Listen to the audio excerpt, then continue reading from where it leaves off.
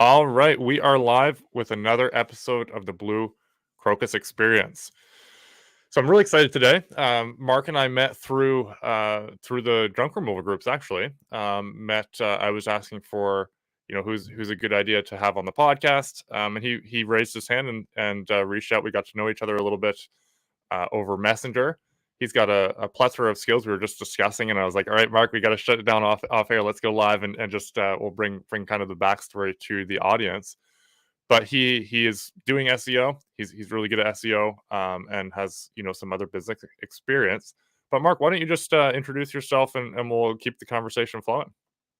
All right. Well, good morning to everybody. I appreciate the time and the opportunity to be live with you all today. My name's Mark. I'm from South Florida, or Southwest Florida, actually, where Hurricane Ian just hit. I'm an author, I'm a speaker, and a serial entrepreneur. I've owned a number of businesses.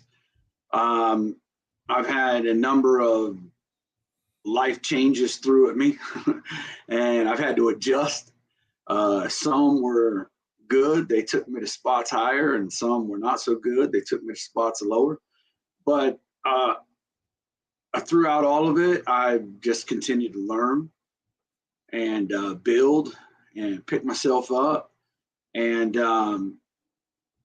I've learned just to compare myself to who I was yesterday, as opposed to, oh, this guy, this one over here. It should be, it could be, all of that. If you're better than who you was yesterday, if you go to bed better than you woke up, that's progress. You just got to keep doing it. Yeah. So well, I wanted to kind of touch on that kind of last point that we were making. You mentioned, COVID kind of hit you sideways there, and you went to driving DoorDash at one point. And we got into the topic of, wealth is not money. Maybe bring that back for the listeners. Okay. Well, prior to that, we discussed off air, but just for the people listening, I've been self-employed since 2007. And I've recently learned, I didn't learn this in the beginning, I've learned this recently. There's a difference between owning a business and being self-employed. When you own a business, you could step away from that business and that business will continue to run and make you money. But when you're self-employed, if you don't go to work, you don't get paid. Yep. Right? So yep. I've spent a lot of years self-employed. And there was a lot of hustle and bustle. There was a lot of trying to reach lofty goals. There was a lot of working multiple days a week where I'd work all night. And it was a rat race, and I was chasing. And in the last business venture I was in, I was business partners with the girl that I was romantically involved with. We were together 6 years, and we had started this marketing business. And it was very much the two of us for sure. But our relationship dissolved. And when our relationship dissolved, our business relationship dissolved. And I took a job at a restaurant. I was just trying to step away from all of that. And before I was self-employed, way back many years ago, I used to work in the restaurant industry, so something I was familiar with. And I just didn't want to think. I just wanted to go punch a clock. And I worked at this restaurant about 3 months as a server, bartender, and they promoted me. They sent me to Denver to open up another restaurant as part of the opening team. I wasn't the manager, but I was part of the team. And 30 days after we opened, COVID hit. It shut the restaurant down, and it was a big national chain, and they let everybody go across the nation. Nobody knew what was going to be the end result of the COVID and all that. They just let everybody go so they could get under benefits or whatever. And when restaurants reopened, we could all reapply. So all of a sudden, I'm stuck here in Denver, and I ain't never even seen snow or mountains. Right? Bit of a shock. Right? Right. I'm from Southwest Florida, where there's beaches and palm trees, and all of a sudden, I'm stuck up here, and I ain't got no job. And I went to drive in DoorDash, and I've never felt such a freedom. And driving DoorDash kind of taught me that the money I had been chasing was not wealth. Wealth was having the means and the time just to be able to do whatever you want to do. Yeah. If I want to sleep in today, I mean, I'm not very productive that way, and I usually don't, but if I want to, I can. And if I want to get up and I want to work all day on a project that fulfills me or that is driven by my passion, I could work all day on it. Or if my kids got something going on in school, I don't have to ask the boss man if I can get off early and I can go. I control my time. Mm-hmm. And I've come to realize when you own your time, that's when you're wealthy. That's the true power, right? And I went back into business since then, and I do get a little strung out from here and there, but I do business completely different now. Completely different. I'm not trying to make $1 million. What I'm trying to do is have 1 million hours of free time. Right? That's what I'm trying to do. And I'm just trying to make more money than I spend. So if I make just a little bit more than I spend, I'm good. And I got free time. Now that's a whole different perspective than what I used to have. What I used to have, I wanted to make 10 grand a month. I wanted to make 20 grand a month, wanted to make 30 grand a month, wanted to make 50 grand. And it was never enough. Never enough. Now you can't, now you never have enough time, right? Now for all your projects, and you're always chasing that. Yeah. There you go. And when I am working, I'm doing things that I want to do. Mm-hmm. I'm doing things that bring me joy. That's one reason I got back into junk removal. I started in metal recycling. Doing the physical business of metal recycling, or doing the marketing for it? Well, I was doing both. But it was my first business that taught me to do marketing. It was in 2007, and in 2008 was when the housing crisis was, and the nation went into recession. Everybody lost their jobs. It was during that time. I was one of the ones. I lost my job, and I looked for work for 3 weeks. On the 4th week, man, a rent was due, and the landlord ain't care about, you got a job. So I had heard that people were selling scrap metal. I didn't even really too much even know what scrap metal was, what it was worth, what to do with it, nothing, where to find it. But I had a little a four-wheel drive Chevy S10, and I jumped in it, and I started going around and looking for metal. And the first load that I found, it was a barbecue grill in a dumpster behind a grocery store. And I jumped in, and I had a little truck, and it was a big grill. So when I put it in the truck, it filled up most of my truck, and I thought, "Ooh, I hit me a lick." Right? And I went on to the scrapyard, and I drove across the scales. I was so excited. I wanted to see what it brought, And by the time it paid, it was like $5.41. Yeah. And I was like, well, this is going to be a tough way to make a living. But I stayed real close to the scrapyard that day for the sake of gasoline. And I rode around, and I checked apartment complexes, their dumpster pads, and various things where I thought I might find some metal. And at the end of the day, I had managed to make $50.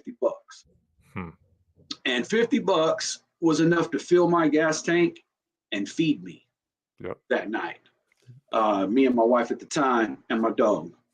And so that was a reason enough to get up the next morning and try and do it again. I had a full tank of gas. I had and my belly was starting to get empty from last night. You know what I mean? So I went back out, and I did it again, and I did it again and again and again. And I began to develop a clientele and various ways I would seek to improve and stand out from everybody else that was doing it. That's my point, is everybody else was doing it. And when I went into a place of business, I could see it in their face. When I come through the doors, their eyes lit up. They was happy to see me because they thought I was there to spend money. And when they realized I was there to ask them for their metal, they would get aggravated. They would shoo me away. They would act like I was a fly or something. And the reason why was I was the 17th person who had been there that day asking for their metal. So I had to find a way to stand out and be different. And I got on Facebook. I got on Google. Facebook was new at the time, certainly for business advertising. Yeah. It had been out a few years, but everybody remembers how it used to be, I'm sure, you know. The good old days of Facebook, right? Right. It's grew and developed since then too. But nobody else was doing it. I built a website and I really didn't know what I was doing, but I was online and I was working my online presence when nobody else was. For a scrap business too, like no one is online for those businesses. Right. Everybody was still in the yellow pages. Now I was in the yellow pages too, but I was online and I was working Facebook and I was getting Google reviews and what made you go that route? Like I know you said you wanted to stand out, but what drew you to that instead of what made me go that route was I knew I had to be different. And I knew that some of these things were free as far as making a Facebook profile, making a Google profile. It obviously, if you don't have the skills, it costs to put a website up. But in general, once your website's up, there's no monthly fee. Yeah. I found a college up in North Florida. It was like, I may misspeak about them. I don't know if it's college, tech school. I don't know what it is. But it was a group of students led by an instructor who was doing web design. And they were building businesses, free websites, as part of their portfolio. And they're still doing it today, matter of fact. You pay $100 a year for hosting and they'll build you a website and they'll take care of it, manage it, the whole deal. That's amazing. So I had an idea to start selling websites and using them people to build them. Yeah. Right. But anyway, that's another story. So did you follow through on that plan? Yeah, I did eventually when I started the marketing. That was my plan. Then I realized, that really probably wasn't the best plan, but it was how I got started. That's right. Cool. I'm real good at selling other people's services. Yeah. but right? So I had a website built and all of a sudden I'm online and man, I'm thriving. And of course, I'm trying to spend more time developing customers who are going to give me metal or provide me metal, not necessarily give. I was buying it at the time, but who are going to provide me metal, who are going to call me. Yep. Inbound calls, as opposed to me going out every day and hunting for it. I think that put me above a lot of my competition too. A lot of my competition was riding around trucks, trailers, and they were looking for what they could get. Yeah. I was looking for people who would provide. It was a different mindset. And then that with the online marketing, I really began to thrive, and I would develop a contacts and network with other people with other capabilities. And like I say, if you got a big semi truck, well, I got a big semi truck. You know what I mean? If you want 300 a load, I want 400 a load. I'm going to send you. Right. Yep. And so I just began to develop contacts. So I was doing metal recycling, and that was the birth of all of it. That's cool. I did that for 6 years, and I got tired of replacing rear ends and transmissions and trailer axles. And also at the time, I had separated from my wife, and she was a part owner of the business. And in order just to walk away from all of that, I had some clients some metal clients who was asking me how I was doing what I was doing, because they was watching my growth explode. I mean, exponentially, year after year after year. And I told them what I was doing, and they started asking me to help them do it. And between them asking me to help them with their online marketing and my idea to sell this school's work for web designs, I got the idea that I could start a marketing company. Yep. And I was a solopreneur there. I did everything. Took me about a year to figure out that I can't do everything. That folded and collapsed underneath me, because again, it was me. I was selling the work. I was doing the work. I was doing the book work. I didn't have enough time to go get more business because I was doing all the work I was selling. And then I didn't have enough business because I didn't have enough time to go sell. It was a whole process of trial and error, and I was learning, but I was still honing my skills, and I was honing my business owner skills, my business management skills. Even though I wasn't doing a very good job, I was learning a whole bunch of things that didn't work. Right. And I was finding solutions to that. I did that for a year. It collapsed, and I went to work for the scrapyard. So I was still in the junk industry. I was doing sales and marketing for the scrapyards. So I'm still in both worlds, right? And I did that for a year, and scrap metal just continued to fall in value. And me being on salary, doing sales, marketing, I was kind of a luxury position. So as metal becomes more and more worthless, then my job going to get it becomes less and less important, right? When they're tightening the budget. So they ended up letting me go after about a year. They laid me off. And at that time I was in a new relationship, and I had kept a couple side clients.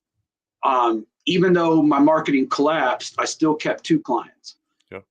And one day, this one client, I did them on the side. And this one day, this one client of mine had referred me to a friend of his who had 2 businesses. And then he referred me to a friend of his that had 1 business. All of a sudden, I'm unemployed from my job, but I've got 1, 2, 3 new clients on top of the 1 client that I already had. All of a sudden, I got 4 clients on my marketing. And I looked at the girl I was with at the time. I said, look, I've done this before. I can't do it by myself. But if you'll help me, we can run this business. We'll call it blue-gray marketing. My favorite color is blue. Her favorite color is gray. And when we expanded to Dallas, it was perfect because of the Cowboys, blue and gray. Right? It was the same blue and gray. So, I mean, it worked great when I went to Dallas.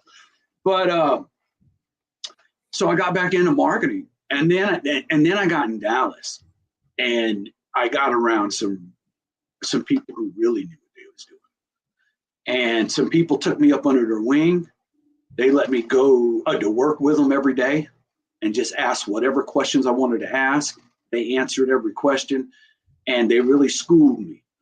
And from there, I haven't looked back since. I've been feeding myself with it ever since. But anyways, to say, when I got back to Florida, after Dallas, after Colorado, all of that, I wanted to get back in the junk removal business. Except I didn't want to focus on metal. That was something that I did before, and I felt that I limited myself. Yeah. So this time I just did junk removal broadly. If you need furniture moved, a mattress, if you're moving stuff out of storage clean out, hoarder clean out. And then there's a whole realm of opportunity there that I had closed myself off to previously. So since I'm good at putting businesses number 1 on Google, I put my junk removal business number 1 on Google. And now I get all kind of calls. And now I pick and choose what I want to do. And I'm real expensive. So, because I don't, if you're not gonna pay me, I ain't gonna go do it, right? Well, and when you have enough calls coming through, you can be picky, Right, which is a the luxury we should all be aiming for, right? exactly. And the reason why I say that was not to be braggadocious.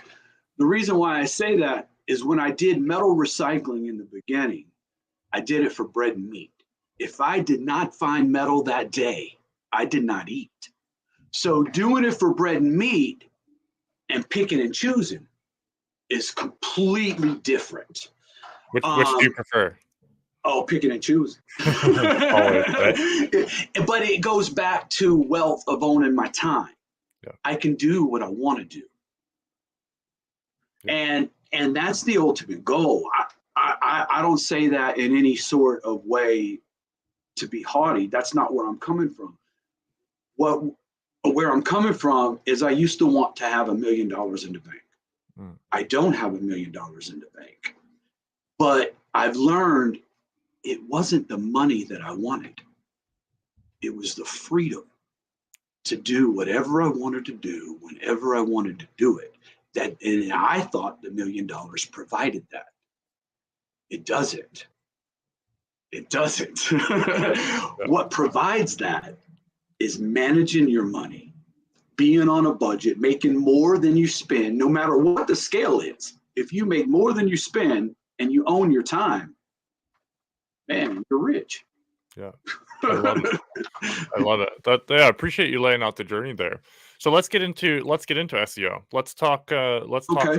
some stuff that people can take away and take action on, because I do SEO, we do websites, all that sort of thing. So we're in similar lanes, but you're gonna have some approaches that maybe we don't do, right? Or some stuff Okay. that at the very least I want whoever's listening to this come away with something that they can take value from, and they can implement themselves, because we're not always a good fit for them, right? Right. So the biggest thing I've learned about SEO, what has really opened my eyes to it and has caused me to understand it in a way a lot of people don't, is SEO is an algorithm. Once you understand that it's an algorithm, you can manipulate that algorithm. And I liken it to a credit score, because a credit score is an algorithm. And your Google My Business profile has a relevancy score. It's it's equivalent to your personal credit score. The higher your relevancy score is, the higher you're going to rank. Period. So, in order to rank on Google, you have to be relevant. The more relevant you are, higher your score is going to be, the higher you're going to rank. Now, what does all that really mean? Google has all kinds of factors. Some of them we know, some of them we don't know, and they're all weighted differently. Well, your credit score has got all kinds of factors, and they're all weighted differently.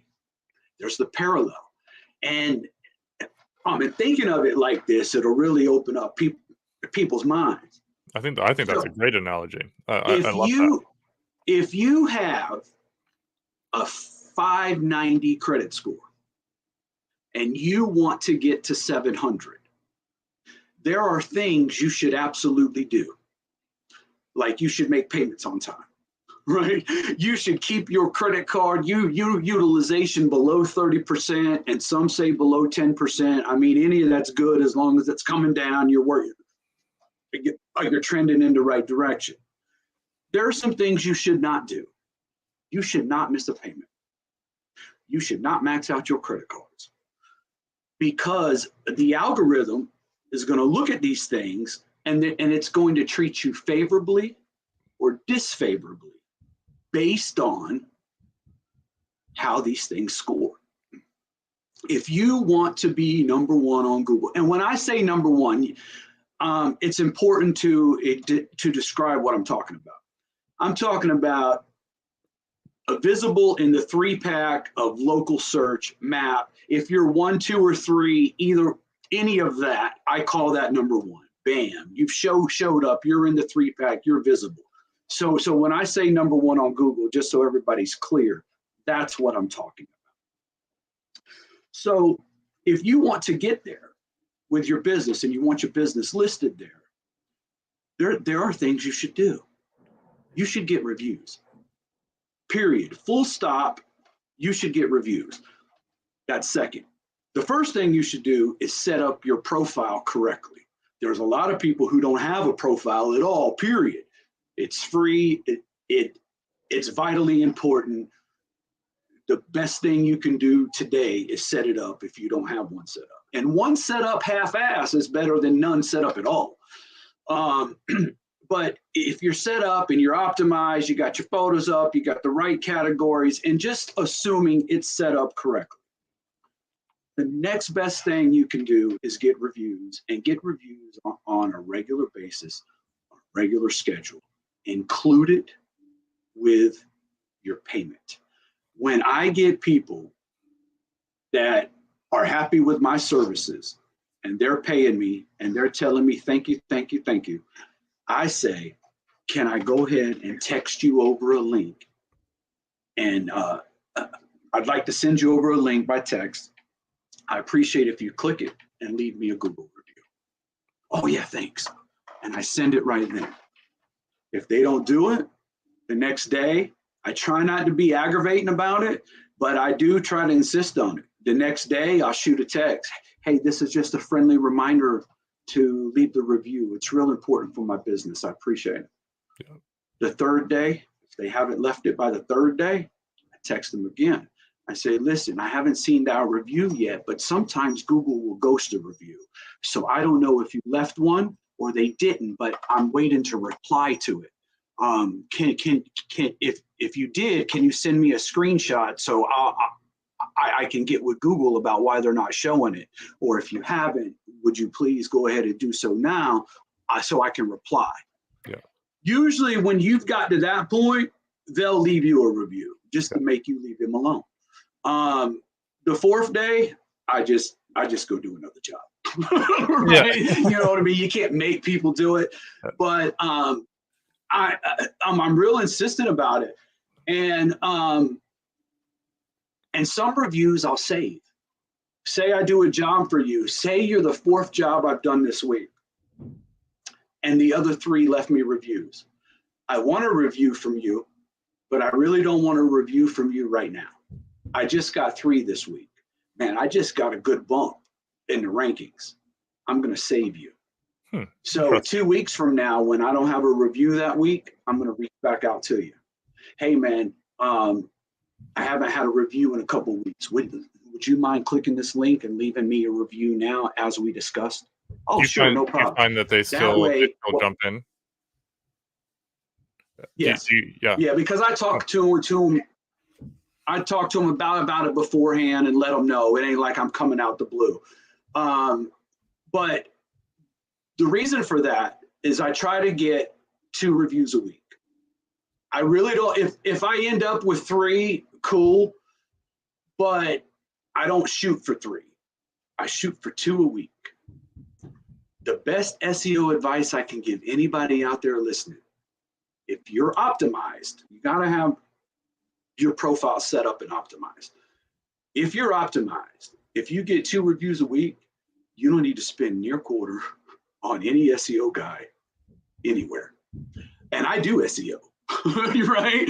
I don't always tell that secret, but that'll really do enough.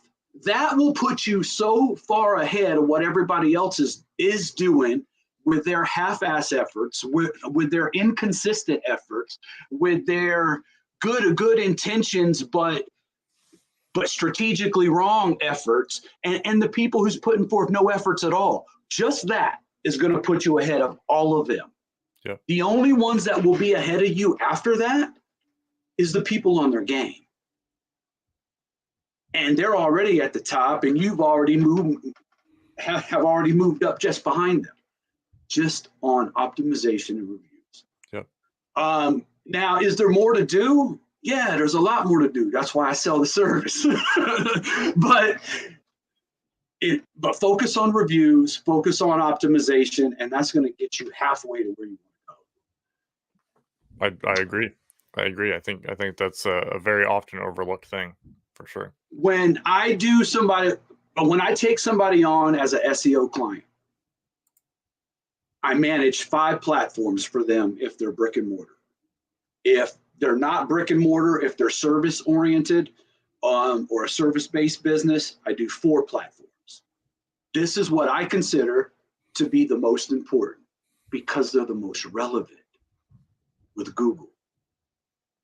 Is Google My Business, Facebook, Yelp, Bing, and Apple Maps. Apple Maps, if you're brick and mortar, you can't get on Apple Maps to the best of my knowledge if you're service based and operate out of your house. That could have changed, but that's as far as I know. Those 4 or 5 platforms have internet dominance. I update my Bing once a month and I just sync it with Google. Yep. I absolutely hate Yelp, and I do not advise anybody to spend near quarter with Yelp, ever, at all. They'll call you there, and they're real good at their job. They will try to get you to do it. Do not. But do create a profile and use what they offer for free because they got big clout with Yelp. I mean, with Google. Not only that, Bing and Yahoo pull from Yelp. So if you have Yelp reviews, that's what's going to show up on Bing and Yahoo. They're not going to pull from your Google. They're going to pull from your Yelp. So as bad as Yelp is, they're very important. I also like to recommend if somebody is in a competitive market, utilize YouTube. YouTube, and you don't even have to do it. There's 2 different schools of thought that I have on YouTube. You can run YouTube because you want to have a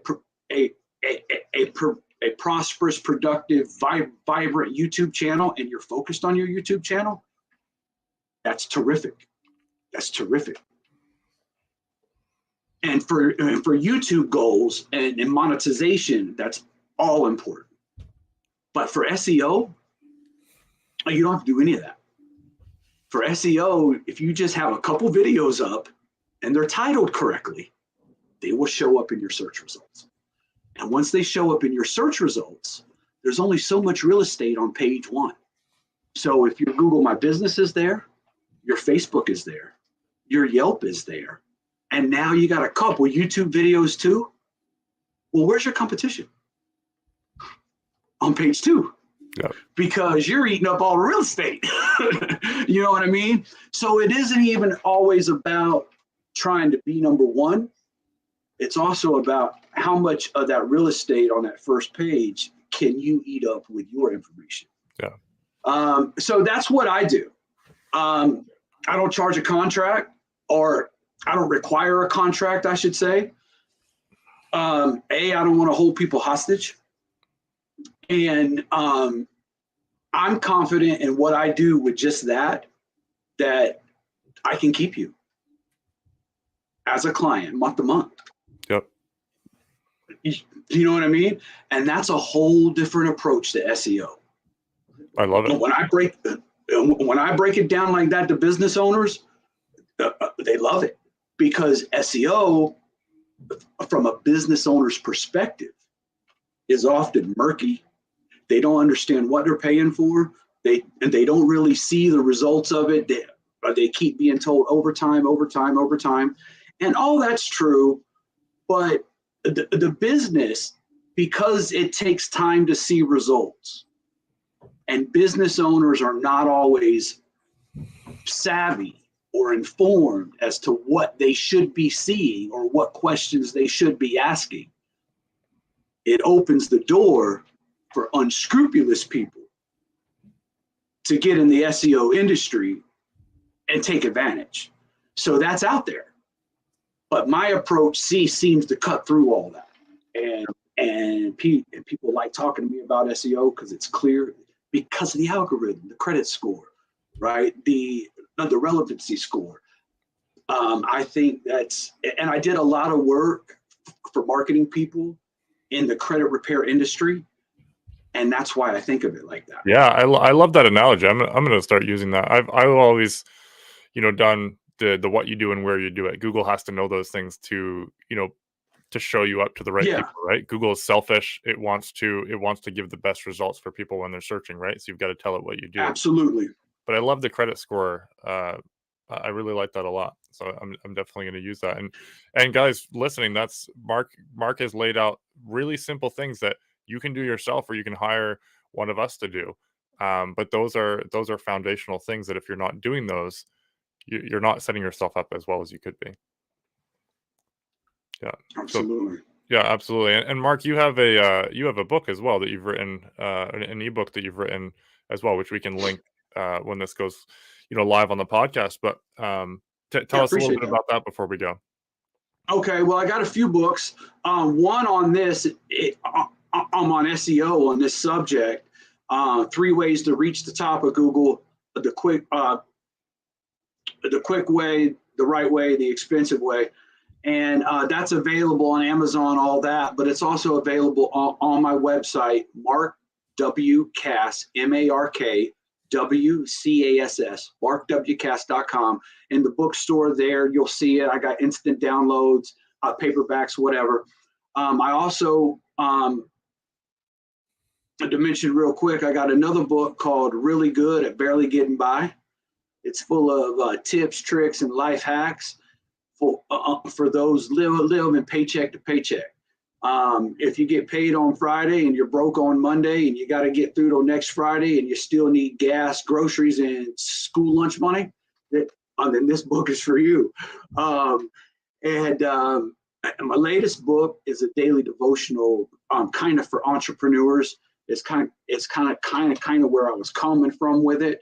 It's called Up Your Averages, a daily devotional guide to improving the quality of your life. I believe that all starts with our thoughts, and our thoughts give birth to actions. And if we want to, and the actions are what produce the results in our life. If we like the results, cool.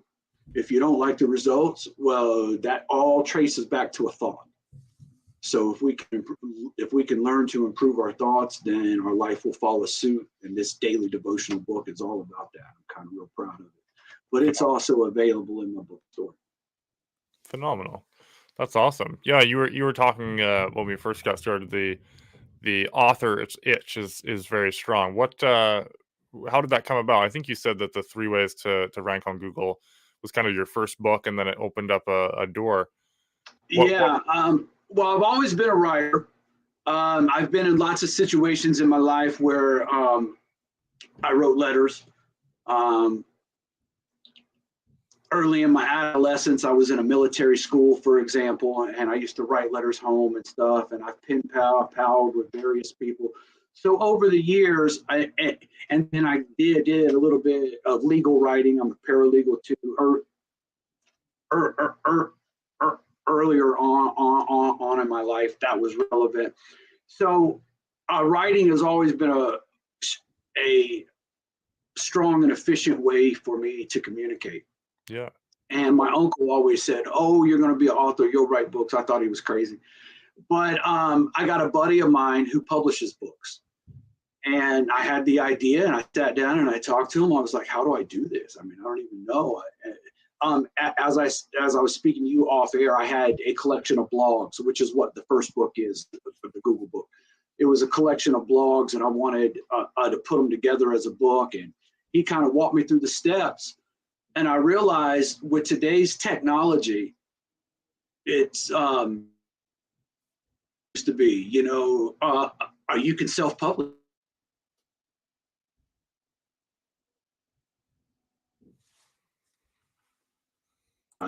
Which is owned by Barnes and Noble, and I published through there, but still self-publish. It doesn't require a whole bunch of money. It doesn't require a whole bunch of things you can't do.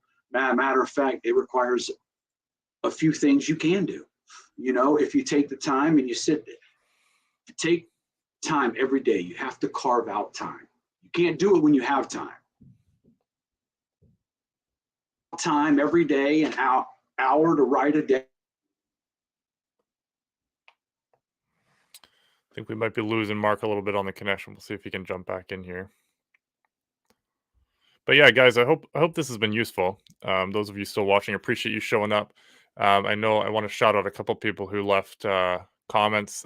John Thibodeau is a very loyal follower of the podcast. Appreciate you as a friend, client, supporter. Andrew, appreciate you jumping in as well. And John said, yeah, his YouTube helped out a lot with SEO. So yeah, appreciate everyone who jumped in here today. We may have lost Mark with a connection issue, but I do think that there's a lot of value that was in here. So appreciate everyone showing up. He and I will finish up off air, and yeah, have an incredible Saturday, everyone. And if you're listening later on, you can check out Mark's stuff in the comments.